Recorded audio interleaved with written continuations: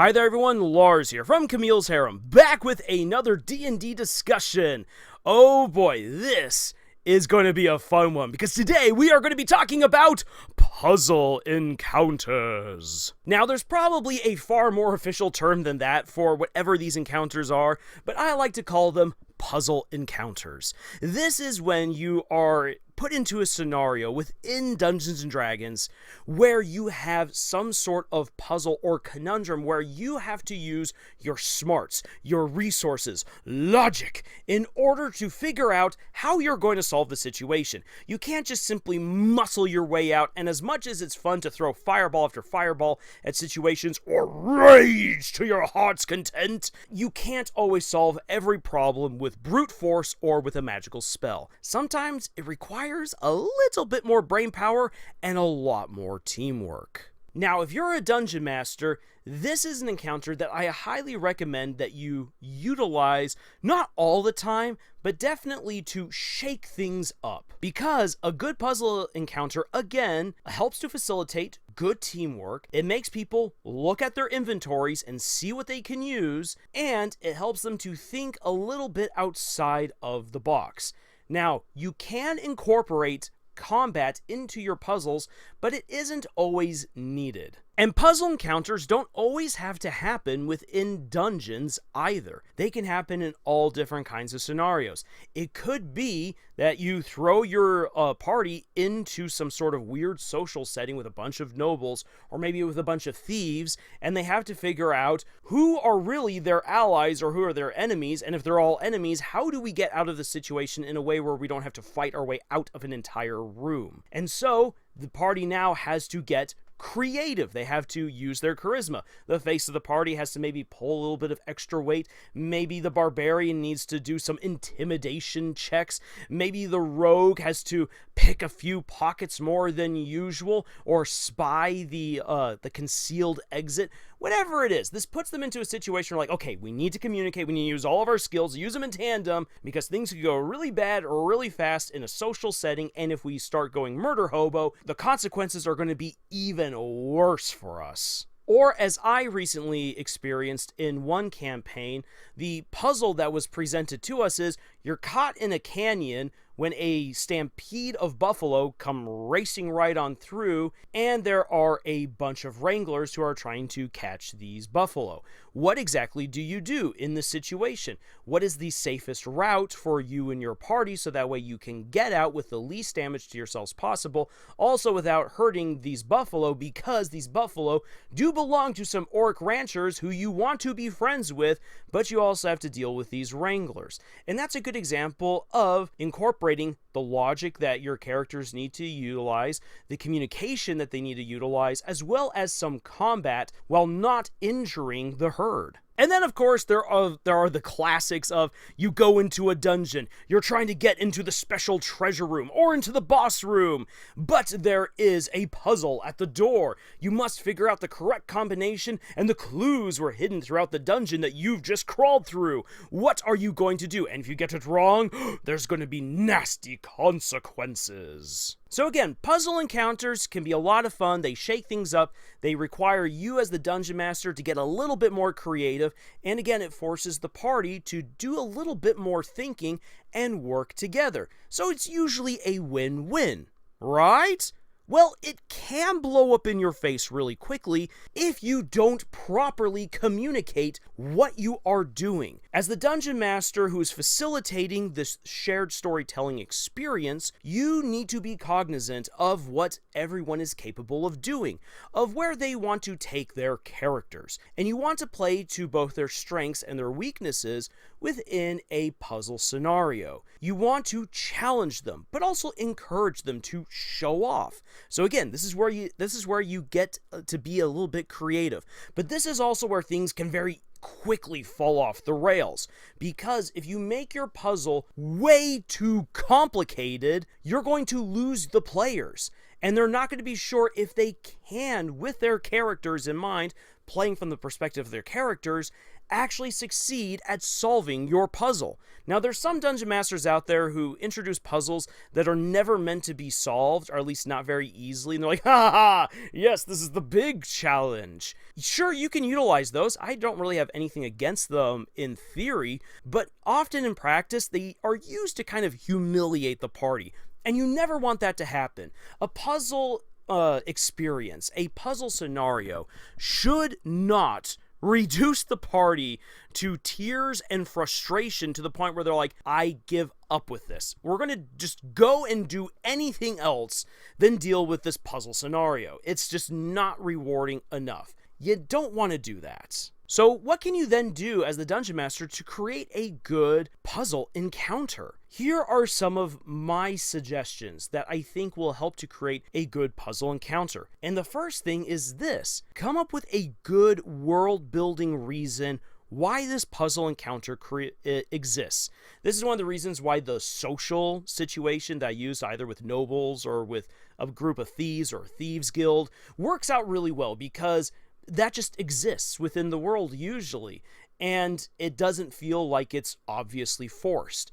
So you don't have to do a whole bunch of work to be like, here's the different factions, here's the different people. You can just start relying on what you have already laid beforehand, and if you need to create just new groups, then you can have fun with it. And it's not like you have to be like, oh my gosh, how's this going to work with these different people? This is the kind of thing that usually comes together really well. But let's say, for instance, you want to create a puzzle encounter within a dungeon. Most wizards and liches did not decide to inconvenience themselves by creating a bunch of obstacles right through their living room. That's not usually what happens. However, if the Lich or the Wizard realizes that the hero party is coming to defeat them, then yes, they're going to lay some obstacles in the way to prevent the party from getting in that weren't there previously. Or if you dive into an ancient dungeon, perhaps that ancient dungeon is an old tomb where the builders knew that there were going to be tomb raiders who were going to come and steal the glorious riches and magical items deep within,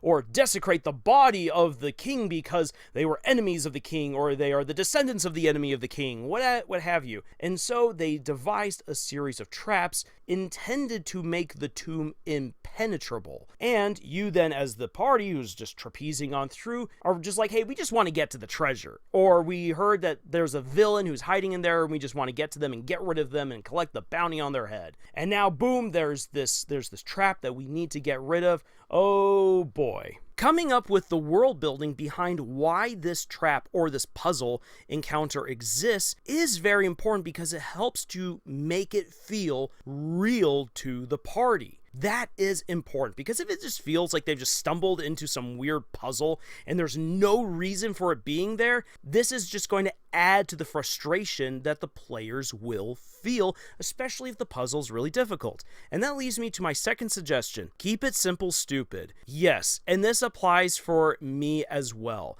One of the puzzle encounters that I really enjoyed creating for my party when I ran my mummy campaign was this crazy hallway that was meant to be a very elaborate trap. Now then, there were all of these different doors that had markings of phases of the moon or with stars, and they had to match the different phases of the moon to symbols along the room and bounce fake light around the room in order to open the doors. It was a magical light lock. Woo! So that was ultimately the puzzle. Then on top of that, once you activated one of the doors to unlock it, there were 2 suits of armor guarding the door that would then come to life and begin attacking the party. And if they touched any of the suits of armor during this encounter, those suits of armor would then come to life and attack them. So the best thing to do is just kind of to be hands off. There was a lot of moving parts, and it took an entire session to make it through that puzzle encounter. Looking back at it, well, as much as I enjoyed the complexity of that puzzle and everything, and it was definitely memorable to my party, especially when they're like, finally, we get on through, woo! And then they had to do a little bit of fighting, like, oh, crud, whoop, on out. If I'd really thought it through a little bit better, I could have said, okay then, maybe you don't need to bounce light around. Maybe that was just a step too far, but maybe you just do need to line up the different symbols. When you match the symbols, boom, the corresponding door opens. Don't need to add in that extra step. That would have kept it way more simple, and it would have made the encounter go just a little bit faster and reduced a little bit of the frustration. Now, the party did enjoy when they got to turn that same hallway that had given them such frustration onto the enemy. They enjoyed doing that, I can tell you. My third suggestion is this: let the party know that they are in a puzzle encounter. Let them know right off the bat. Sure, you can try to muscle your way through this, but it's probably not going to work, and even if it does, it may be more damage and pain than it is worth. Instead, think through this. Take your time. If the dungeon master says, I understand that I've given you guys an interesting puzzle situation right here, take your time. If we need to take a break and you guys need to go to the bathroom, grab a snack, talk amongst yourselves, and then get reoriented for this, go ahead and do it. I feel like that is a really good courtesy on the part of the dungeon master, just to let people know this is the scenario, and now you can retool your thinking for that, and you can make the most of that puzzle encounter. Those are ultimately my three suggestions. Have a good world building reason for why this puzzle encounter exists, keep it simple, and let the party know that that is what they've stumbled into, and give them a chance to properly think through the puzzle encounter. That will make it a way more entertaining for them. Now, of course, since we are a channel for novice authors by novice authors, what do puzzle encounters have to do with writing? Well, let me tell you this, there are so many great puzzle encounters throughout fiction. I mean, just think of this. The Raiders of the Lost Ark has one of the best opening sequences in cinema. And what do we have? We have Indiana Jones trying to figure out how to get to this little golden statue, and there's all of these challenges along the way. Of course, there are people who are chasing after him, there's people who are going to betray him, but then there's also the traps. There's the light trap that activates the spears that come out of the wall and impale you if you're not careful. There is a pit that you have to get over. There's the floor that's going to activate all kinds of darts that swoop out your way, and then there is the boulder that comes to crush you if you remove the golden statue. So Indiana's got all of these things that he's got to overcome in order to survive and get the loot at the end of the tomb, or if we're thinking in terms of Dungeons and Dragons, the dungeon. This happens again in The Last Crusade, when Indiana has to go and get the Holy Grail. And there are 3 challenges that were created by the knights who had gotten the Holy Grail in order to test someone's worthiness if they could actually get the Grail and would then become a worthy holder of it and protector of this most holy and powerful relic. Now, some of the fun things about these puzzle encounters with Indiana Jones is how these puzzle encounters tell us a lot about who Indiana is. In Raiders of the Lost Ark, we get to learn how determined Indiana is, how cool under pressure he is, how smart he is, how resourceful he is, which is all really, really good stuff for him going in throughout the rest of the story. And then, of course, we also learn a little bit more about his personality. We learn how he plunders tombs. He does it in the name of museum and history and science, but he is a bit of a thrill seeker. He is a treasure hunter, as Belloc accuses him of later on in the movie. But then when we fast forward over to the end of The Last Crusade, Indiana is going against all of these challenges not to get the Grail for glory and for history and science and the museum. He's doing it to save his father, with whom he has reconnected, and he is facing his own unbelief and rediscovering his faith once again and proving himself once and for all to be a changed man, a good man, and a hero. That is the beauty of these two puzzle encounters for Indiana Jones when we put them side by side. Other really great puzzle encounters come from stories like Fablehaven and Beyonders by Brandon Mull. Brandon Mull loves his puzzle encounters. Every single fantasy novel he's ever written, at least one puzzle encounter where the heroes have to work together and utilize all of their skills in order to pull off the impossible. One of the really cool moments in Beyonders is where one character believes that there has to be some mistake. There's no way that he could be the prophesized hero who's going to help save the world. And the last puzzle encounter that he has is the proof that he was meant to be the hero, because literally no one else could have solved that puzzle. And it's really, really cool the way that works out. I'm not going to spoil it, as well as another puzzle encounter that I want other people to have read this series so that way I can talk to them about it, because it's one of the coolest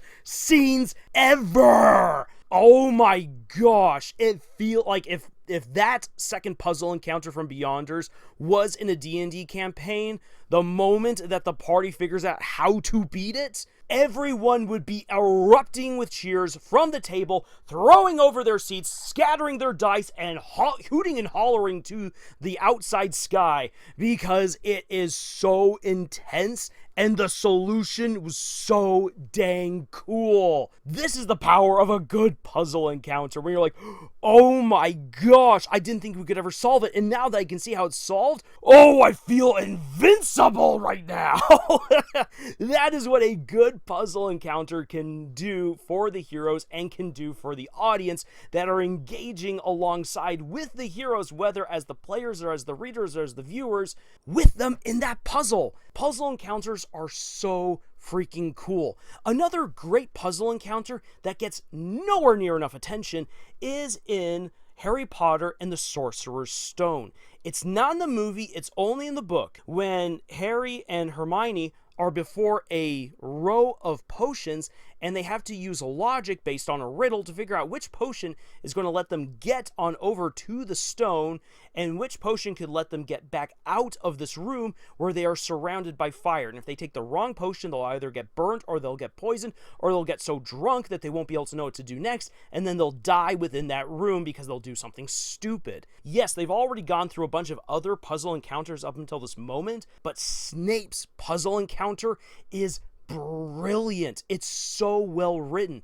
Reading what J.K. Rowling wrote for Snape's riddle, you can recreate the entire scenario just based off of that riddle. You can draw it up. All the other puzzle encounters that she wrote leading up to getting the Sorcerer's Stone requires her to do a lot of describing. This is the power of keeping things simple. And what's really good about this particular puzzle encounter is that it shows concretely just how good Hermione is as a smart student. Yes, she's very talented magically, and she's able to absorb all this information like a sponge, but being able to process that information is a completely different matter. And as Hermione points out, most wizards don't have a single ounce of logic to them because they can always use magic to solve whatever problem they're in. But when they're presented with an issue where you can't use magic to get yourself out of the scenario, you need to use your own head to solve the problem, most wizards and witches crumple under the pressure. And so it solidifies that Hermione is the big brain of the team of Harry, Ron, and Hermione throughout the rest of the series, and it's honestly one of her best earned girl boss moments. And so from a writer's perspective, this is what a good puzzle encounter can do. It engages the audience in a really fun way. It can get them to just feel the euphoria and the excitement of solving a puzzle that seemed impossible to solve. Puzzle encounters also tell us a lot about the characters that we are dealing with, and they can show great character progression over time. Puzzle encounters are a great tool at your disposal for shaking things up within a campaign, forcing players and characters to learn and to grow, to work with each other, and it is a way to kind of ratchet up the tension and increase the excitement for a well-earned victory, and one that doesn't require just simply brute strength in order to overcome. This is why puzzle encounters should be utilized more often. But again, they can be tricky because if you make them far too complicated, if you make them nonsensical, and if you don't let your audience or your players know what they are getting into, it can just be very confusing and frustrating. It's a very, very easy pitfall to fall into. So please, make sure that you're following my suggestions. Make sure that every puzzle encounter makes sense within the world building, that you keep it simple enough to follow, and that you let people know what they're getting into. Now, one last thing that I should point out is that you can make the puzzle encounters ridiculously complicated if you intend to completely ignore them. A great example of this is in the most recent Dungeons & Dragons movie, Honor Amongst Thieves, where there is this huge bridge that they have to traverse, and if they get anything wrong about the tiles that they step on, this bridge will collapse and plunge them into lava. You have the whole scene setting up the rules. Everyone's like, wait, what? And then the wizard Simon accidentally steps on a tile that he shouldn't have and collapses the entire bridge. And it's a funny laugh, and it forces the party to come up with a new solution, which is way simpler than just simply crossing this ridiculous puzzle bridge. And it becomes a very, very rewarding scene. And not just because of that fat roly-poly dragon that goes around eating all of the undead necromancers. So, with all that being said, I hope that you will consider putting at least 1 or 2 puzzle encounters into your own campaigns, and maybe even consider them for your own stories. I will say again, from having done some of my own, both in D&D and in one of my stories, check out the Monarch Mercenaries Autonomy for a really cool puzzle encounter at the end of the book. Oh, it was so much fun to write.